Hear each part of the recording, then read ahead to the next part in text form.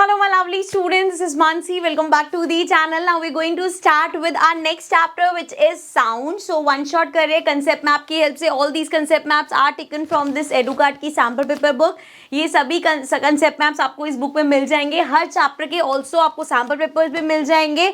To purchase the book नीचे description में link है, वहाँ से discounted link से purchase कर सकते हो. Now let's get started. Sound chapter. Sound क्या होता है? बड़ी basic सी चीज़ है यार. यहाँ पर जब chapter के ऐसे नाम होते हैं ना, पूछो क्या चीज़ है. सबको पता है, दिन भर हम इतनी आवाजें सुनते, इतना कुछ सुनते. दीज आर ऑल साउंड्स, है ना. सो अब इसको डिफाइन कैसे करेंगे अगर हमें साउंड को डिफाइन करना है. So it is a form of energy which produces a sensation of hearing. एक ऐसी एनर्जी है आसपास या किसी कोई कुछ बोल रहा है, कैसी एनर्जी प्रोड्यूस कर रहा है कि हमारे कानों में एक हियरिंग सेंसेशन हो रहा है उससे, तो उसको हम डिफाइन करेंगे एज साउंड. ठीक है. अब यहाँ पे साउंड में ही बात कर रहे थे. साउंड प्रोड्यूस कैसे होती है और उसका प्रोपोगेशन कैसे होता है. सो प्रोड्यूस कैसे होते हैं? जब भी कोई चीज वाइब्रेट करती है, सो वाइब्रेशन कॉज करती है साउंड. अगर इसको पढ़े हम, vibrating object produces sound waves. So कोई भी ऑब्जेक्ट जब वाइब्रेट करता है तो वो साउंड वेव्स को प्रोड्यूस करता है. बेसिकली किसी भी, अगर आपसे कोई सिंगल वर्ड में पूछे कि साउंड कैसे प्रोड्यूस होती है, बाय वाइब्रेशन. ठीक है. चलो, the source of sound is always a vibrating object, whether it's a person's voice और the sound of a piano. एक पियानो है, गिटार की आवाज है, कोई म्यूजिकल इंस्ट्रूमेंट है, कोई बात कर रहा है, कोई हॉर्न है, कोई भी चीज है, वो बेसिकली वाइब्रेशन ही कॉज करता है. साउंड मीडियम से ट्रेवल करता है, ये हम सबको पता है. एंड वो मीडियम एयर हो सकते. तो अगर आपके दिमाग में आ रहा है ना कि यार ऐसे कैसे होते हैं, कोई चलो एक रबर वाइब्रेट कर रहा है, उसकी आवाज हमें सुनाई दे रही, समझ आ रहा है. जब कोई बोल रहा है तो क्या वाइब्रेट कर रहा है? अगर कुछ नहीं आपको दिख रहा है, एयर तो है, एयर के पार्टिकल्स तो हैं, वहां वाइब्रेशन कॉज हो रही है, इसीलिए वो वॉइस हम तक पहुंच पाती है. ठीक है. चलो, vibration means a kind of rapid to and fro motion of an object. Vibration सबको पता है ना क्या होता है. वाइब्रेशन क्या है, कैसे डिफाइन कर सकते हैं? पता तो है, टू एंड फ्रो मोशन होता है. टू एंड फ्रो मोशन किसी भी चीज का, अगर कोई भी चीज कर रही है तो वो बेसिकली वाइब्रेट कर रही है. ठीक है. That can be even the air particles present. ठीक है. चलो, नेक्स्ट है example. The human voice is produce due to vibration in the vocal cord. जब हमारे मुंह से जब आवाज निकल रही है, सो हमारा जो वोकल कॉर्ड है वो कंटिन्यू से हाथ रखोगे ना तो फील होगा यहाँ पे वो वाइब्रेट होता है जब आप बोल रहे होते हो. तो ठीक है. चलो, आगे है प्रोपोगेशन ऑफ साउंड. प्रोपोगेशन का मतलब होता है साउंड ट्रेवल कैसे करते, जो मैं भी आपको बता रही थी कि मैंने तो आवाज निकाल दी, यहाँ से तो साउंड प्रोड्यूस हो गई, लेकिन वो साउंड आप तक कैसे पहुंचेगी? सो वो किसी मीडियम से ट्रेवल होती है. The travelling of sound is called propagation. Sound का ट्रेवल करना प्रोपोगेशन बोलते हैं उसको. And vibrating object create sound which travels and reaches to us. जो वाइब्रेटिंग ऑब्जेक्ट ने साउंड क्रिएट कर दिया एंड अब वो ट्रेवल करके हमारे तक पहुंचता है अ मीडियम, किसी मीडियम के थ्रू. मीडियम क्या हो सकता है? सॉलिड, लिक्विड, गैस, कोई कुछ भी मीडियम हो सकता है. जब भी हम वैक्यूम की बात करेंगे तो जी वैक्यूम में आपके पास साउंड नहीं सुनाई देगा. कहीं सिर्फ वैक्यूम में एयर नहीं है, वहां आप कितनी जोर से वै वै वै वै वै कर लो, कोई साउंड प्रोड्यूस नहीं होगा. मतलब आप तो साउंड प्रोड्यूस कर रहे हो लेकिन वो कहीं ट्रेवल नहीं करेगा, किसी को आवाज सुनाई नहीं देगी. सो a medium that is matter or substance is needed through which sound can transmit from source to receiver. The medium can be either solid, liquid or gas. ठीक है. कोई भी मीडियम हो सकता है जिससे साउंड हमारी ट्रेवल करेगी. नेक्स्ट जब हम बात कर लेते हैं, नीचे कर लो इसको, कुछ करेक्टरिस्टिक्स ऑफ साउंड वेव्स, पर उससे पहले हम sound as a wave discuss कर लेते हैं. सो साउंड वेव क्या होता है, इसको मैंने बहुत अच्छे से आपके साथ एनिमेटेड इमेजेस के साथ मैंने आपको दिखाया था कैसे वो वहाँ पे कॉन्ट्रैक्शंस होते हैं, रेयर फ्रैक्शंस होते हैं, कैसे वो फील्ड पूरा जनरेट होता है. यहाँ पे मैं इमेजेस के बिना दिखा रही तो शायद आपको कंफ्यूजन रहे. अगर जरी सी भी कंफ्यूजन है, please go and watch that session. नीचे प्लेलिस्ट में वो आपको सेशन मिल जाएगा आराम से, एंड आपको उसमें जिफ इमेजेस के साथ अच्छे से समझ आ जाएगा. चलो, अब यहाँ पे अगर हम बात करें तो sound waves can be describe by density और प्रेशर, देन उसकी वेवलेंथ एंड देन उसकी स्पीड. ये सब चीजें अभी हम डीप में भी डिस्कस करेंगे.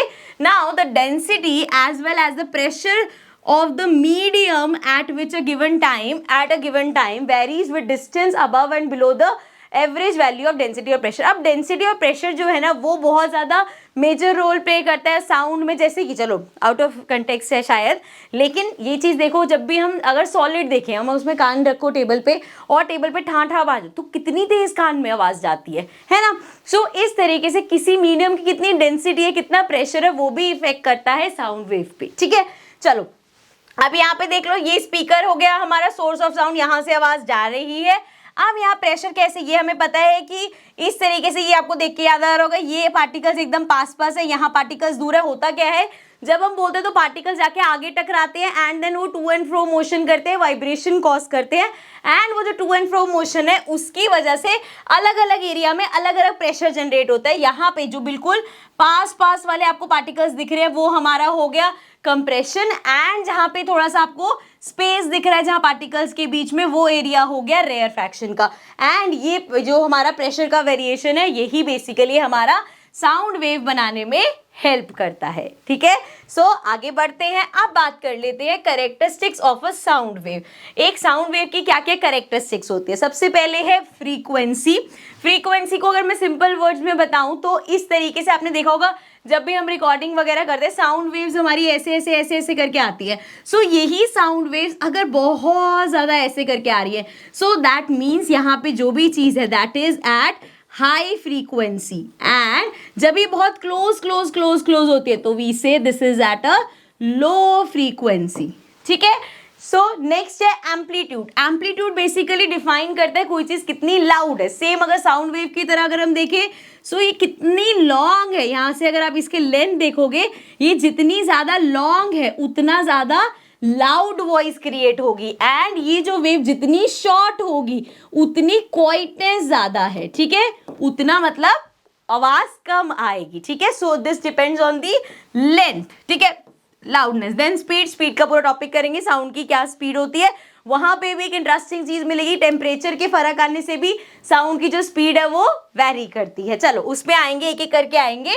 पहले क्योंकि हम अभी ये डिस्कस कर रहे थे तो ये पिच एंड लाउडनेस वाला टॉपिक कर लेते हैं, एंड यहाँ से ये जो हमारी टर्मिनोलॉजीज हैं इनको कर लेते हैं, देन स्पीड पे आएंगे। सो चलो यहाँ रीड करो, pitch and loudness. The reaction of our ear to the frequency of sound is called pitch. Frequency क्या है वो मैंने आपको बता दिया। अब एक साउंड की कितनी फ्रीक्वेंसी है वो पिच है। बेसिकली एक लड़के की आवाज और एक लड़की की आवाज में फर्क पता चलता है क्योंकि उसकी पिच अलग है, या दो, जैसे आपकी मम्मा की आवाज और आपकी सिस्टर की आवाज, उन दोनों की भी पिच अलग अलग है। इसलिए आप अगर दूर से भी सुन रहे हो तो आपको पता चलता है हाँ मम्मा बात कर रही है, यहाँ से पता चलता है मेरी सिस्टर बात कर रही है, क्योंकि हर किसी की साउंड या हर किसी की वॉइस अलग अलग होती है क्योंकि उसकी पिच अलग अलग होती है। ठीक है, so the loudness of a wave is determined by its energy.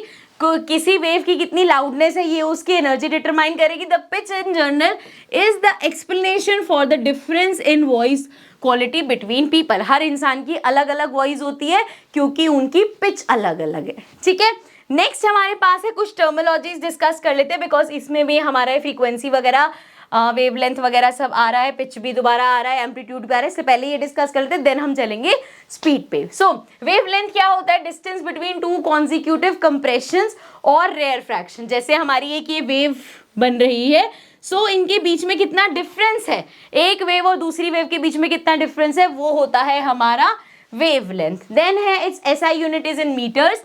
Metres में होती है इसकी एसआई यूनिट। फ्रीक्वेंसी को अगर हमें डिफाइन करना है तो नंबर ऑफ सच ऑसिलेशंस पर यूनिट टाइम। अब ये कितनी ऐसी वेव्स बना पा रहा है at a given time period, वो हो गई उसकी frequency. The SI unit is hertz, जिसको हम H और Z से रिप्रेजेंट करते हैं। देन टाइम पीरियड क्या होता है, time taken by two consecutive compressions और rarefactions to cross a given point. कितना टाइम लग रहा है एक इस वेव को कंप्लीट होने में, हम कह सकते हैं that is the time period, and it is always in seconds. उसके बाद पिच की बात करें, द हायर और lower pitch of sound can be classified according to the frequency of vibrations of the sound wave. अब कितनी ज्यादा वो वाइब्रेट कर रही है, किस स्पीड पर वाइब्रेट कर रही है, वहां से हमारी पिच का पता चलता है। Same person can create different type of sound quality while talking singing. आपने देखा है एक ही इंसान का अलग अलग आवाज़ें, हमें भी अगर किसी को मिमिक करना है तो हम अलग तरीके की आवाज़ बनाते हैं, किसी बुड्ढे की आवाज़ निकाली तो आवाज़ भारी करके बात करेंगे। सो एक ही इंसान अलग अलग वॉइसेस कर सकता है, अलग अलग वॉइसेस निकाल पाता है बाय चेंजिंग दी, अपनी पिच चेंज कर करके। ठीक है, देन लास्ट बात करते हैं एम्पलीट्यूड। एम्पलीट्यूड होता है अबाउट लाउडनेस, हम पढ़ के आए हैं।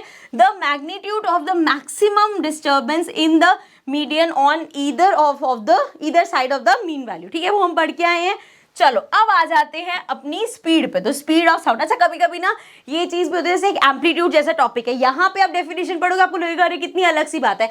एक डेफिनेशन आप ऑलरेडी पढ़ के आए हो। सो व्हाट हैपेंस इज आप एक चीज को अलग अलग तरीके से लिख पाते हो, कभी कभी इस वजह से चीजें कॉम्प्लिकेट हो जाती हैं।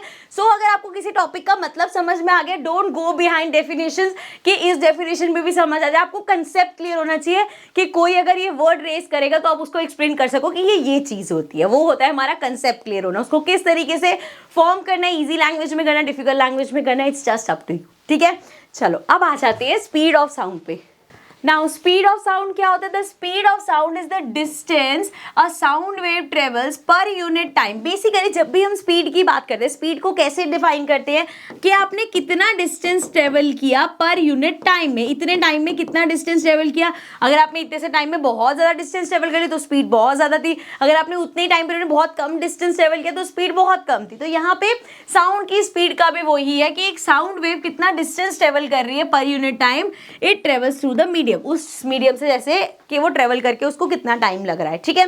Now speed of sound in different mediums. अब अलग अलग मीडियम में भी स्पीड ऑफ साउंड वेरी करती है, जैसे depends on the temperature of the medium. Medium का कैसा टेम्परेचर है, मैंने बोला था ना थोड़ा सा शॉकिंग हो सकता है। In any medium as we increase the temperature, जब हम टेम्परेचर इंक्रीज करते हैं तो स्पीड ऑफ साउंड भी इंक्रीज हो जाती है। समझ में आया? मतलब जितनी ज़्यादा हीट आप इंक्रीज करोगे, टेम्परेचर जितना ज़्यादा बढ़ाते जाओगे, उतनी ज़्यादा यहाँ पे आपका क्या होगा, साउंड भी फास्टर ट्रेवल करेगी। The speed of sound decreases when we go from solid to gas. अब सॉलिड से जब आप गैस पे, जैसे मैं अभी एग्जांपल दे रही थी कि जब हम किसी टेबल पे सिर लगाते हैं वो सॉलिड है, वहाँ पे साउंड किस मीडियम से ट्रेवल हो रही है, सॉलिड मीडियम से ट्रेवल हो रही है, वहाँ पे जो आवाज़ है वो बहुत लाउड आती है। फिर अगर पानी के अंदर आप आवाज दे रहे हो वो उससे कम आएगी। देन अगर आप एयर, जैसे अभी हम बात करते हैं किसी से तो उसका मीडियम क्या होता है, गैस है, एयर है मीडियम, तो उसकी साउंड में फर्क आता है, तो वो क्या होता है, डिक्रीजिंग ऑर्डर में जाता है, ठीक है।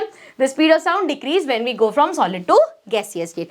देन एक टॉपिक है सोनिक बूम। सोनिक बूम का क्या मतलब होता है, shock wave produce by an aeroplane, bullet और other object traveling at speed equal to or exceeding the speed of sound and perceived by the person on the ground as a thunderclap। जब भी आपने देखा होगा अगर कोई thunder storm आता है, बहुत जोर से बिजली कड़कते, बादल गरजते हैं, तो कितनी जोर से एक शॉक वेव आती है, मतलब कैसी साउंड आती है। या जब कोई ऊपर से एरोप्लेन क्रॉस हो तो कितनी जोर से आवाज आती है, एक बुलेट अगर शूट हो तो बहुत जोर से आवाज आती है। ये जितनी भी सारी शॉक वाली साउंड्स है ना, ये बेसिकली इनकी आती कैसे, एज अ थंडर क्लैप आती है, इनको हम बोलते हैं सोनिक बूम। और ये शॉक वाली आवाज बनती कैसे, साउंड क्रिएट कैसे होता है, जब भी यहाँ पे ये जैसे ये जो चीजें हैं, ये जो साउंड है, जब वो ट्रेवल करती है एट स्पीड इक्वल टू और exceeding the speed of sound, speed of sound जो है उसके इक्वल या उससे भी ज्यादा, स्पीड ऑफ साउंड से भी ज्यादा तेज अगर वो साउंड ट्रेवल कर रही है तो वो as a thunder clap, as अ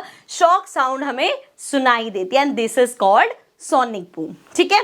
चलो अब देखते हैं, इसको यहाँ पे बंद कर देते हैं, आगे देखते हैं, बंद मतलब आगे टॉपिक पे चलते हैं।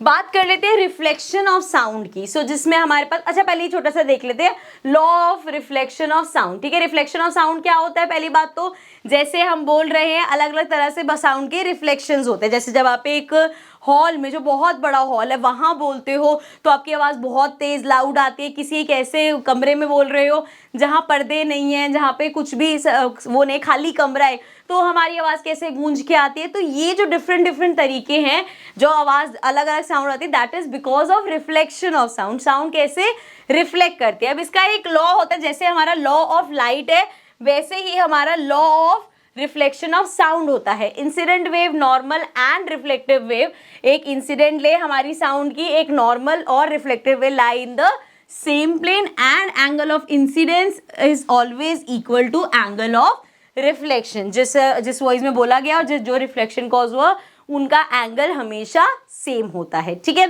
चलो अब बात कर लेते हैं रिफ्लेक्शन। जैसे हमने एको सुना हुआ है, एको में क्या होता है, पहले पढ़ देती हूँ मैं।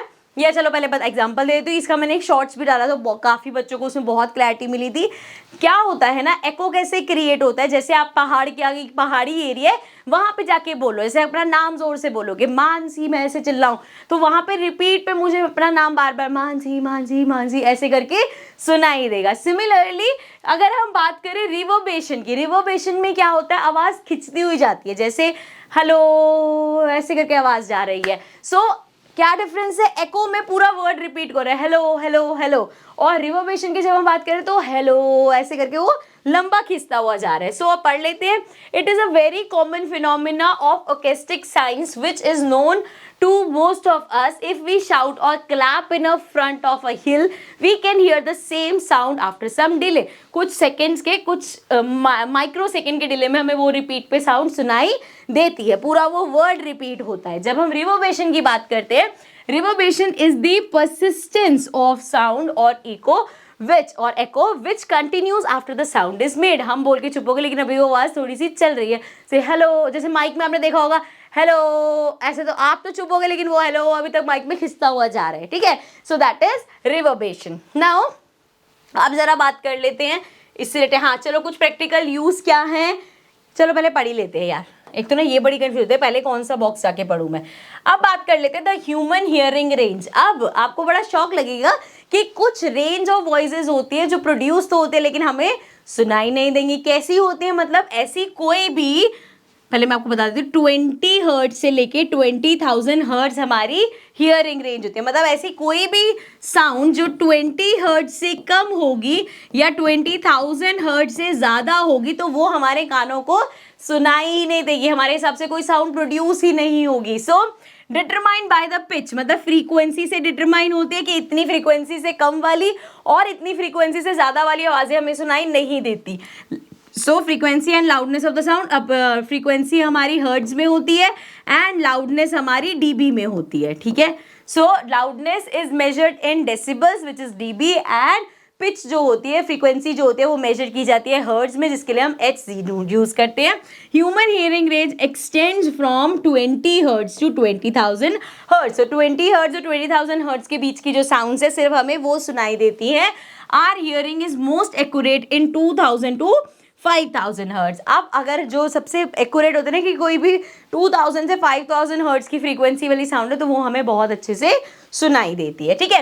अब इसी के बेस्ड हमारी दो साउंड्स आती हैं, वन इज अल्ट्रासोनिक साउंड्स और वन इज इंफ्रासोनिक या इंफ्रा साउंड, ठीक है। सो क्या होती है ये sounds of frequency below 20 hertz are infra sounds. अब 20 हर्ट्ज से जितनी भी कम है, मतलब 5 हर्ट्ज, 10 हर्ट्ज, 9 हर्ट्ज, ये सब जितनी भी हैं, सो इस फ्रीक्वेंसी की वॉइसेस को हम बोलते हैं इंफ्रासोनिक साउंड या इंफ्रा साउंड। ऑल्सो डायनासोर्स जो होते हैं they communicate using infra sounds of frequency as low as 5 hertz. So वो जिसमें कम्युनिकेट करते हैं उसकी फ्रीक्वेंसी 5 हर्ट्ज है। मतलब अगर डायनासोर आपके सामने खड़े होकर कुछ बोल रहा होगा तो आपको सुनाई नहीं देगा क्योंकि वो फ्रीक्वेंसी हम नहीं सुन सकते। नेक्स्ट है अल्ट्रासोनिक साउंड। अल्ट्रासोनिक साउंड है फ्रीक्वेंसीज हायर देन, अब ये 20,000 हर्ट्ज से भी ज़्यादा कि अगर वो 30,000 हर्ट्ज या 22,000 हर्ट्ज इसकी फ्रीक्वेंसी की आवाज़ निकाल रहा है तो उसको हम बोलते हैं अल्ट्रासोनिक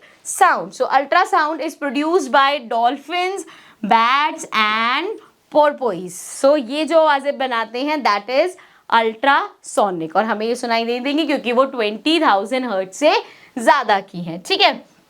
चलो अब देख लेते हैं थोड़ा सा practical use of multiple reflections in day to day life. So जो साउंड के अलग अलग रिफ्लेक्शंस है उससे क्या यूजेस है, क्या प्रैक्टिकल यूज है उसका।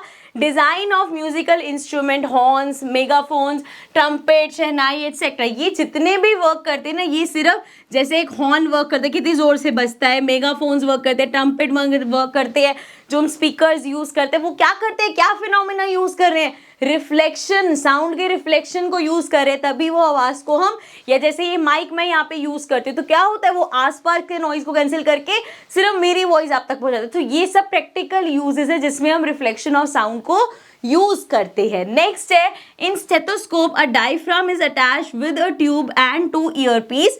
अब एक स्टेथोस्कोप आपने देखा, उससे क्या होता है जब वो स्टेथोस्कोप लगाते हैं एंड हमारी हार्ट बीट सुनते हैं तो क्या हो रहा है, बाकी सारी चीजें हटके सिर्फ उस वॉइस को वो जोर से सुनाई देगा, क्योंकि वहां पे अगेन रिफ्लेक्शन ऑफ साउंड करा जा रहा है। Then whispering halls of historical buildings, large meetings और मीटिंग हॉल्स वगैरह में जो साउंड क्रिएट होते हैं वो भी सब रिफ्लेक्शन की हेल्प से ही वैसी साउंड वो क्रिएट कर पाते हैं। So these are the practical uses. अब हम बात कर लेते हैं एप्लीकेशन ऑफ अल्ट्रासाउंड। अल्ट्रासाउंड अभी पढ़ के, वैसे मैं उसके बाद ये टॉपिक करना चाहता, पर चलो कोई बात नहीं। अल्ट्रासाउंड क्या पढ़ के आए हम, ऐसी साउंड्स जो कि 20,000 हर्ट्ज से ज्यादा फ्रीक्वेंसी वाली होती हैं। सो इसका क्या एप्लीकेशन है, जो सोनोग्राफी आपने सुना होगा ना, बहुत बार से पेट में कोई दिक्कत होती है तो हमेशा क्या बोला जाता है, अल्ट्रासाउंड करवा लो। बेसिकली वो जो सोनोग्राफी होती है, अल्ट्रासाउंड इमेजिंग होती है, ये सब मेडिकल यूजेस में इसका एप्लीकेशन होता है। Then ultrasound is used to detect invisible flaws in inside metals. किसी मेटल के अंदर अगर कोई फ्लॉ है, कहीं कोई छेद वगैरह है, कोई उसमें दिक्कत है, तो वो अगेन इस अल्ट्रासाउंड कैसे प्रैक्टिकल करते हैं उसका वो मैंने आपको समझाया था जब हमने पूरा सेशन किया था। Then ultrasound is used for cleaning, mixing and accelerating chemical processes. So ये सब इन चीज़ों में अल्ट्रासाउंड यूज होता है। And then echolocation of bat, ये सब चीज़ों में हमारा अल्ट्रासाउंड का यूज किया जाता है। ठीक है, अब बात कर लेते हैं अपने लास्ट टॉपिक की, which is structure of year. यहाँ पे बहुत शॉर्ट में हमने इसको अच्छे से पूरा फुल डिटेल में पढ़ रखा है, तो आपको अगर ये टॉपिक वैसे अगर आता है तो आपका रिवाइज हो जाएगा, लेकिन अगर आपको टॉपिक बिल्कुल इस बारे में कुछ नहीं पता तो please watch the full flash video. ठीक है, चलो। The outer ear is called pinna. ये जो हमारा आउटर ईयर होता है इसको बोलते हैं pinna. It collects the sound from the surrounding, जो सराउंडिंग से जितनी भी साउंड है वो सारी कलेक्ट करता है। The middle ear transmits the amplified pressure variation receive from the sound wave to the inner ear. अब मिडल ईयर का काम क्या होता है, इसको आगे पास ऑन करना कहाँ पे, हमारे इनर ईयर तक। In the inner ear the pressure variation are tune into electrical signals by cochlea. तो फर्दर इनर ईयर का काम होता है कि उन प्रेशर वेरिएशंस को वो इलेक्ट्रिकल सिग्नल्स में कन्वर्ट करती है। ठीक है, और जिससे हमारी वो हियरिंग सेंसेशन कॉज होती है। ठीक है, so this was a one shot for the chapter sound. I hope आपको समझ में आ गया होगा। इन डेप्थ पढ़ने के लिए नीचे आपको प्लेलिस्ट मिल जाएगी, आप सभी टॉपिक्स को इन डिटेल पढ़ सकते हो। Now I will see you all in the next video. Take care and bye.